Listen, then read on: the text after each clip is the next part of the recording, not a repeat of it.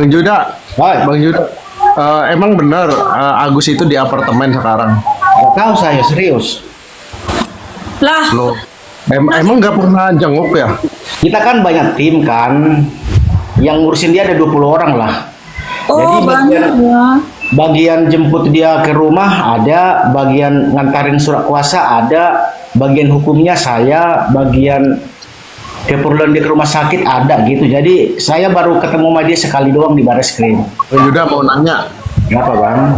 kalau sering cerita ke Bang Juda atau kuasa hukum itu Agus, apa istrinya atau Wawa? Waktu buka LP saya ngomong ke istrinya, saya tanya, kamu masih punya uang? Aku bilang, berapa lagi uang? Aku bilang kan, masih ada 30 juta. Mana ada katanya. Nah, dari situ kan saya lihat wajahnya kan wajah-wajah capek kan, kayak banyak pikiran. Ya ini orang udah nggak ada uang dibawa kemana-mana kan begitu. Artinya kan badan dia tuh capek kan begitulah. Hujatan lagi ya. Aku tanya lagi, kampungmu di mana? Gue bilang sama istrinya, di daerah Jawa Tengah sana. Gue bilang. Jadi bagaimana nanti kalau keluargamu melihat you begini dibawa kemana-mana terus di media kan? Ya udah resiko begini katanya. Bang Yuda, saya mau nanya satu nih Bang.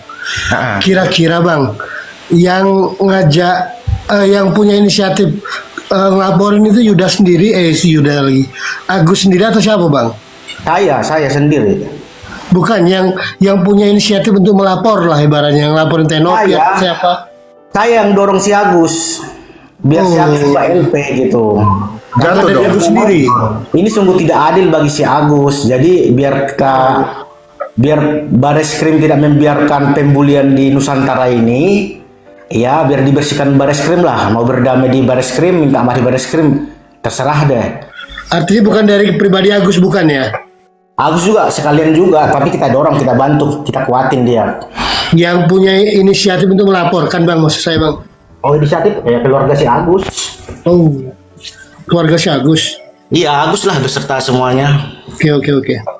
Tapi kan kalau mereka juga punya keinginan untuk melapor, kalau tidak kita dampingi kan pasti nggak jadi kan.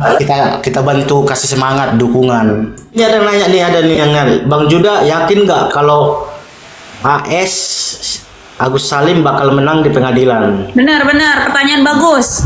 Oh, kalau untuk pidananya dia menang ya, istilahnya prosesnya jalan. Kalau untuk perdatanya juga menang. Tapi menangnya 70% kalau perdatanya. Kalau pidananya nanti kemungkinan berdamai sih saya lihat. Kayaknya berdamai. Dengan catatan si Nopi mau menuruti apa permintaan penyidik. Tapi kalau Nopi keras kepala, ya jalan. Apa tuh permintaannya Bang Juda? Uang dikembalikan 1,3 miliar. Kayaknya nggak akan deh Bang, donatur udah nggak ikhlasan. Ya udah kan itu ceritanya. Kalau nggak sekarang kan kita nggak berbicara donatur lagi nih. Ini kan uang sudah sah masuk ke rekening Agus kan gitu ceritanya. Wah dong, itu hasil keringat donatur. Bang Iya. Juda, Donatur sama pembicaraan hukum itu berbeda nanti ceritanya.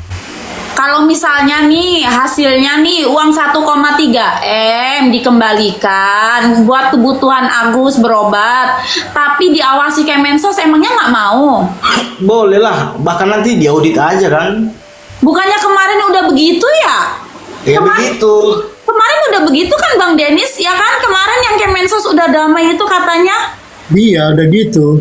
Begitu, Ada pelaporan 1,3 M itu buat Agus loh Bang Juda, tapi diawasi Kemensos, ya kan Bang Denis? Betul. Wah. Ya, tapi kan sekarang dari timnya Teteh Nopi kan mengatakan sudah nggak mau lagi dikasih perobatannya ke Agus, menunggu putusan pengadilan karena donatur sudah menuntut. Itulah alasan Teteh Novi. Ya itu betul, itu mendasar Bang, sesuai dengan peraturan. Makanya kan kita buat ini gugatan, biarkanlah pengadilan negeri yang memutuskan, karena sampai sekarang kita belum mendapatkan panggilan dari pengadilan untuk gugatan para donatur. Makanya ini katanya donatur menggugat, tapi kok sampai sekarang kita tunggu-tunggu kok nggak ada. Kita cek semua pengadilan nggak ada terdaftar gugatan donatur. Donatur apaan yang menggugat kan begitu. Ini kita tunggu loh panggilan donatur, nggak ada yang menggugat si Agus. Apakah akal-akalan saja gitu? Mana ada, udah Ini kok nggak ada sampai sekarang, katanya gugatan donatur mana, nggak ada. Donatur apaan? Donatur halu-haluan gitu. Itu justru kita senang ada gugatan dari donatur kan. Kita juga berharap biar pengadilan yang memutuskan. Ini nggak ada juga, makanya kita gugat hari Rabu nanti masuk gugatannya. Kalau dilihat-lihat ya, kasus Agus dan uang donasi ini bakal ngalah-ngalahin sinetron Tersanjung atau Cinta Fitri ya. Karena sampai dengan saat ini belum ketemu ujungnya. Ini bahkan masih di pertengahan atau mungkin juga belum pertengahan. Karena proses ini akan panjang. Dari pihak Agus sudah nggak sabar untuk menerima uang donasi itu kembali. Dari pihak Tenovi masih menunggu keputusan dari pengadilan. Dari pihak donatur sudah menuntut dan juga menunggu keputusan dari pengadilan. Apakah uang tersebut akan menjadi hak milik Agus atau dikembalikan kepada negara? Kehadiran Juda, salah satu tim dari Al-Film di Room Komal, justru membuka pikiran bagi mereka yang selama ini menyalahkan Tenovi. Bahkan mereka menyebut Tenovi itu sebagai nyonya yayasan yang mengambil uang dari Agus. Padahal kenyataannya tidak seperti itu. Yang pertama, ini poin pertama dari hasil live ini, soal inisiatif. Siapa yang melaporkan Tenovi ke Mabes Polri? Dari sini saja, Pak Juda itu memberikan jawaban yang berbelit-belit. Maksudnya di sini tidak konsisten. Awalnya Pak Juda yang mendorong Mas Agus untuk melaporkan Tenovi ke Mabes Polri. Berarti kalau di sini si Agus nggak punya niat untuk melaporkan Tenovi, tapi karena didorong oleh Juda, makanya Agus mau untuk melaporkan Tenovi ke Mabes Polri. Kemudian ditanya lagi oleh Bang Denis, maksud saya siapa yang inisiatif untuk melaporkan Tenovi ke Mabes Polri? Nah di sini jawabannya berubah lagi. Kalian sudah dengar sendiri jawabannya. Berubah lagi. Yang tadi katanya saya yang mendorong Agus untuk melaporkan Tenovi, sekarang berbeda lagi. Jawaban kedua dari kami dan juga inisiatif dari Agus. Nah di sini jawabannya berubah. Berarti di sini Agus juga punya inisiatif untuk melaporkan Tenovi ke Mabes Polri. Kemudian Bang Denis mencoba menanyakan hal yang sama lagi kepada Bang Juda. Siapa yang inisiatif untuk melaporkan Tenovi ke Mabes Polri? Yang punya inisiatif untuk melaporkan, Bang, maksud saya, Bang. Oh, inisiatif ya keluarga si Agus. Oh, Jawabannya Agus dan keluarganya. Dengan bantuan kuasa hukum Al-Film, atas bantuan mereka lah, maka proses pelaporan itu jalan. Tapi poinnya di sini yang punya inisiatif adalah Agus dan keluarganya. Sebegitu bencinya kah kepada Tenovi? Sebegitu kecewanya kah kalian kepada Tenovi? Sampai-sampai ada keinginan untuk melaporkan Tenovi ke Mabes Polri. Yang kedua, ketika Juda ditanya, yakin gak sih kalau Agus akan menang di pengadilan? Dengan percaya diri yang tinggi, dia mengatakan yakin menang. Tapi untuk kasus pidana, saya yakin akan menang. Tapi endingnya akan berujung damai. Kalau ada kalaunya. Kalau Tenovi nurut apa kata penyidik. Kalau Tenovi keras kepala, maka proses akan berlanjut. Ketika ditanya, maksudnya di sini Tenovi nurut kepada penyidik apa?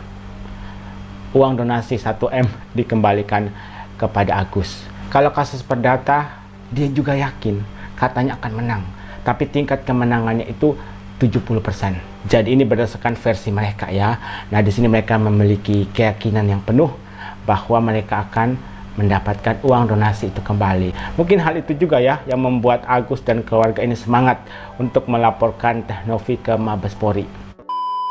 Kata Bang Juda lebih banyak ngobrol sama istri dari Agus. Berarti ini sesuai dengan apa yang disampaikan oleh Bang Juda sebelumnya. Soal perbedaan versi dengan apa yang dijelaskan oleh Tenovi dan versi yang dijelaskan oleh istri Agus.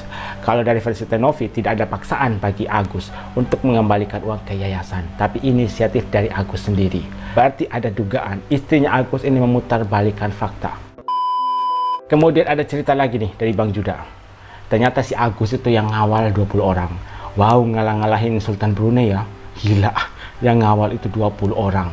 Jadi 20 orang ini memiliki tugas dan peran masing-masing untuk Agus. Ada yang menjemput Agus, kemudian ada yang mengantarkan surat kuasa hukum. Kemudian ada juga petugas yang mengantarkan Agus ke rumah sakit. Ada juga yang mengurus proses hukum dari Agus, yaitu Bang Juda. Kalau 20 orang, berarti kan ada banyak sekali biaya yang dikeluarkan untuk Agus. Ketika ditanya, Agus kan nggak punya uang untuk membayar kalian. Nggak apa-apa, dia kan trending.